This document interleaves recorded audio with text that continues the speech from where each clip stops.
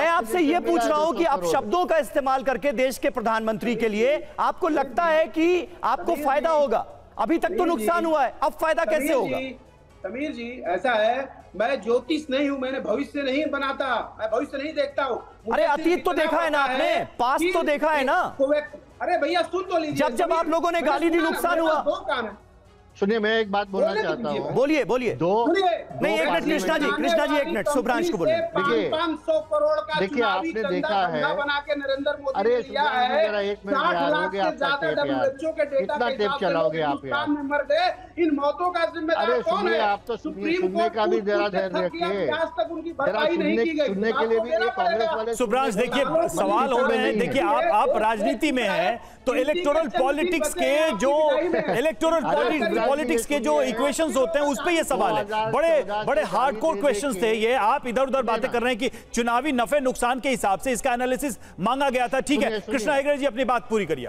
देखिए 2014 से ये नरेंद्र मोदी जी को गाली दे दे के अभी तक 2 पार्लियामेंट्री इलेक्शन में हमारा 750 सीट हुआ है, इनका 90 भी पार नहीं हुआ है।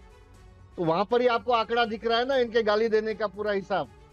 ये बार तो इनका अब की बार 40 पार होगा क्या पता नहीं, अब की बार 40 पार, और हम सोच रहे हैं कि अब की बार 400 पार, और ये सोच रहे अब की बार 40 होगा क्या नहीं, और ये बोल रहे और गाली दे रहे स्वतंत्र वीर सावरकर को गाली दे रहे। तो आप मानते हैं कि नुकसान होगा?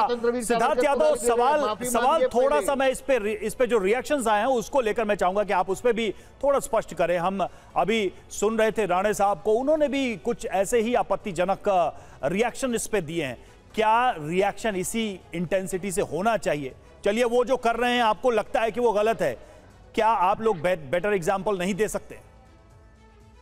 नहीं, पहली बात तो महत्वपूर्ण ये होता है कि चुनाव के ऐसे माहौल में जब आप चुनाव में जाएं तो ऐसी क्या मजबूरी हो जाती है कि आप इन बातों पे उतर जाएं। पहली बार हुआ होता तो हम इस रिएक्शन की भी बात कर लेते, पहली बार हुआ होता तो हम ये भी बात कर लेते कि 2 तरफा हुआ है। पर प्रधानमंत्री के लिए तो ये तक कह दिया गया था कि बोटी बोटी काट दूंगा। जिसने कहा था उसको राष्ट्रीय मंत्री बना दिया गया कांग्रेस पार्टी का।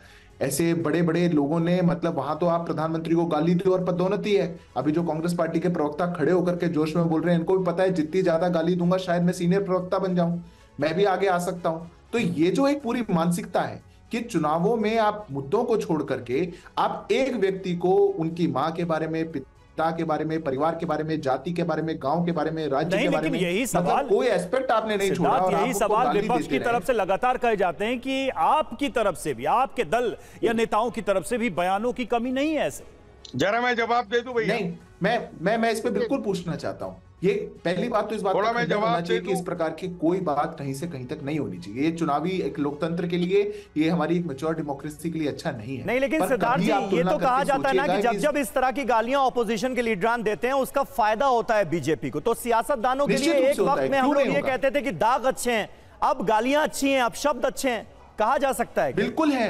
देश की जनता आक्रोशित है, देश की जनता सवाल पूछ रही है, वो पीड़ित है, वो सुन रही है और मन में कष्ट महसूस कर रही है। संजय राउत जी को लग रहा होगा बहुत बड़ा बयान देकर के आया मैं, सामने कुछ लोगों से तालियां भी बजवा ली होंगी, पर आज आपके टेलीविजन पे जितने लोग देख रहे हैं, मैं आपको गारंटी से कह सकता हूं, इस देश का नागरिक होने के नाते मन में कष्ट होता है, पीड़ा होती है। क्योंकि भारत में अगर आपको बात करें, मैं एक बात कर लूं, ठीक है, और ये बात बार बार कही जाती है, हर चुनावों के वक्त की जाती है कि असल मुद्दों पर राजनीति होनी चाहिए, लेकिन हम अक्सर देखते हैं कि चुनाव के वक्त इस तरह के अपशब्द जो हैं वो एक बड़ा मुद्दा बन जाते हैं।